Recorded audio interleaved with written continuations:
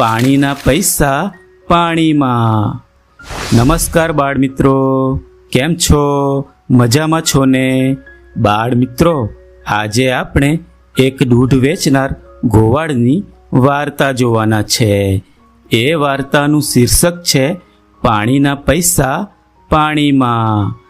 એ વાર્તામાંથી આપણને શું શીખવા મળે છે એ આપણે વાર્તાના અંતમાં જોઈશું। તો ચાલો જોઈએ વાર્તા પાણીના પૈસા પાણીમાં। એક ચંદ્રપુર નામનું ગામ હતું। એ ગામમાં એક દેવજીભાઈ નામનો ગોવાળ રહેતો હતો। દેવજીભાઈ પાસે 4-5 ગાયો અને 3-4 ભેંસો હતી। દેવજીભાઈ અને એમના પત્ની સાથે મળીને એ ગાયો અને ભેંસોને ચારો નાખવાનું, પાણી પીવડાવવાનું અને સાફ સફાઈનું કામ કરતા। દેવજીભાઈ અને એમના પત્ની રોજ સવારે વહેલા ઉઠીને ગાયો અને ભેંસોને દોહતા હતા અને જે દૂધ ગાયો અને ભેંસો આપતી એ બધું દૂધ ભેગું કરી એક કેનમાં ભરતા હતા। એ દૂધનું કેન સાયકલ સાથે બાંધીને દેવજીભાઈ તો રોજ શહેરમાં દૂધ લઈને જતા। રસ્તામાં તેઓ રોજ એક નદી પાસેથી પસાર થતા અને શહેર જઈને રોજ પોતાના બાંધેલા ગ્રાહકોને દૂધ આપતા। દેવજીભાઈ તો ગ્રાહકો પાસેથી દૂધના પૈસા મહિનાની છેલ્લી તારીખે જ લેતા હતા। મહિને આવતા પૈસાથી દેવજીભાઈનું ગુજરાન સારી રીતે ચાલી જતું હતું, પણ છતાં દેવજીભાઈને વધુ પૈસા કમાવાની લાલચ જાગી।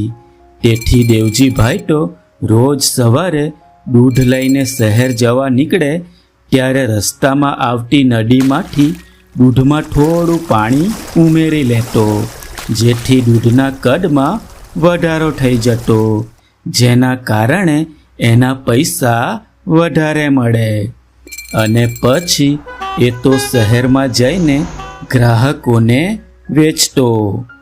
આખો મહિનો દૂધ વેચ્યા પછી મહિનાની છેલ્લી તારીખ આવી। દેવજીભાઈએ તો બધા ગ્રાહકો પાસેથી પૈસા ઉઘરાવી લીધા। આ વખતે પહેલાં કરતાં વધુ પૈસા મળેલા જોઈ દેવજીભાઈ તો ખુશ થઈ જાય છે અને એ બધા પૈસા એક થેલીમાં મૂકી દે છે અને એ થેલી પોતાના ખિસ્સામાં મૂકીને ઘરે જવા નીકળે છે। આજે તો દેવજીભાઈ ખૂબ ખુશ હતા, કેમ કે એમને વધુ પૈસા મળ્યા હતા। ત્યારે રસ્તે નદી આવે છે। બપોરનો સમય થવા આવ્યો હતો અને ગરમી પણ ખૂબ હતી। દેવજીભાઈ તો સાયકલ ચલાવી થાકી ગયા હતા। તેથી દેવજીભાઈએ તો નદીમાં નાહવાનું નક્કી કર્યું। તેથી એ તો ત્યાં નદી કિનારે એક ઝાડ પાસે સાયકલ મૂકી કપડાં કાઢી નદીમાં નાહવા માટે પડે છે અને નદીના ઠંડા ઠંડા પાણીમાં નાહવાની મજા લેવા લાગે છે। ત્યારે એ ઝાડ ઉપર એક વાંદરો બેઠો હતો। વાંદરો તો કૂદીને નીચે આવે છે અને દેવજીભાઈના કપડાં ખોરવા માંડે છે। ત્યારે એને દેવજીભાઈના ખમીસના ખિસ્સામાંથી એક થેલી મળે છે। વાંદરાને એવું લાગ્યું કે થેલીમાં કંઈ ખાવાનું હશે, તેથી એ તો થેલી લઈને ઝાડ પર છલાંગ મારી ચડી જાય છે। આ બાજુ દેવજીભાઈ તો નાહવામાં મશગુલ હતા। ત્યારે ઝાડ ઉપર બેઠેલો વાંદરો તો થેલીમાં હાથ નાખી ખાવાનું શોધવા લાગ્યો અને એક પૈસાની નોટો કાઢીને નદીમાં ફેંકવા લાગ્યો। ઝાડ પરથી પડીને નદીમાં વહેતા પૈસા જોઈને દેવજીભાઈ તો ચોંક્યા અને ઝાડ ઉપર જોયું તો એના પૈસાની થેલી વાંદરાના હાથમાં હતી અને વાંદરો તો થેલીમાંથી એક એક કરીને પૈસાની નોટો પાણીમાં ફેંકતો હતો. તેથી દેવજીભાઈ તો બેબાકડો થઈ જોર જોરથી બૂમો પાડવા લાગ્યો, એ મારા પૈસા, એ મારા પૈસા, ઓ મારા પૈસા, મારા પૈસા પેલો વાંદરો લઈ ગયો, કોઈ ઉતારો એને, કોઈ ઉતારો. પણ વાંદરાને શું સમજ પડે પૈસામાં? એ તો થેલીમાંથી નોટો કાઢતો જાય ને પાણીમાં ફેંકતો જાય. દેવજીભાઈ તો ખૂબ ધમ પછાડા કરતો કરતો પાણીની બહાર આવે છે અને બોલે છે, એ મારા પૈસા, એ મારા પૈસા, ઓ મારા પૈસા, એ વાંદરા મારા પૈસા આપી દે, ઓ વાંદરા મારા પૈસા આપી દે.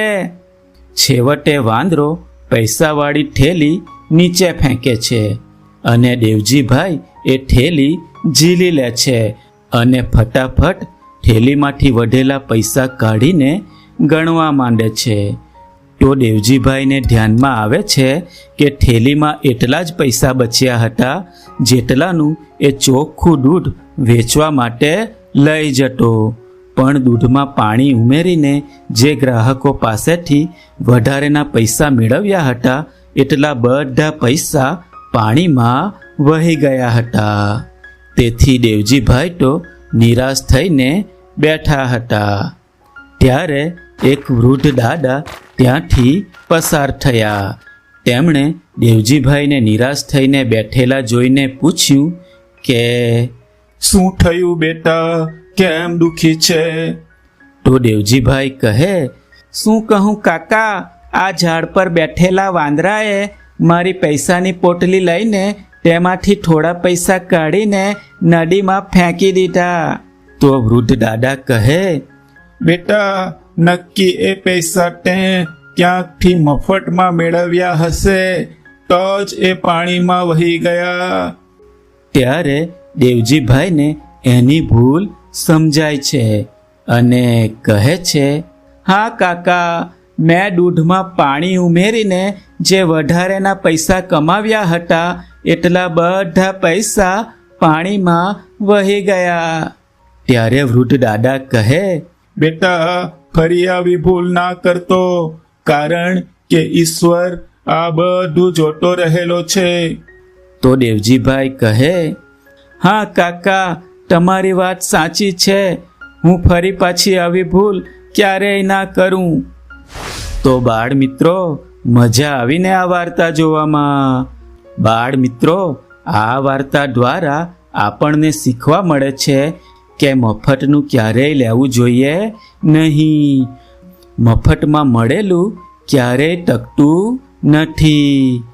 આપણે વાર્તામાં જોયું કે દેવજીભાઈએ દૂધમાં પાણી ઉમેરીને જે વધારેના પૈસા મેળવ્યા હતા એ બધા પાણીમાં વહી ગયા. એટલે કે પાણીના પૈસા પાણીમાં ગયા. તેથી બાળ મિત્રો, આપણે પણ મફતનું લેવું જોઈએ નહીં. મહેનતથી જે મળે એમાં સંતોષ રાખવો જોઈએ. બરાબર? તો આવજો બાળ મિત્રો, ફરી મળીશું એક નવી વાર્તા સાથે. આવજો. સબસ્ક્રાઇબ કરો આપણી ચેનલ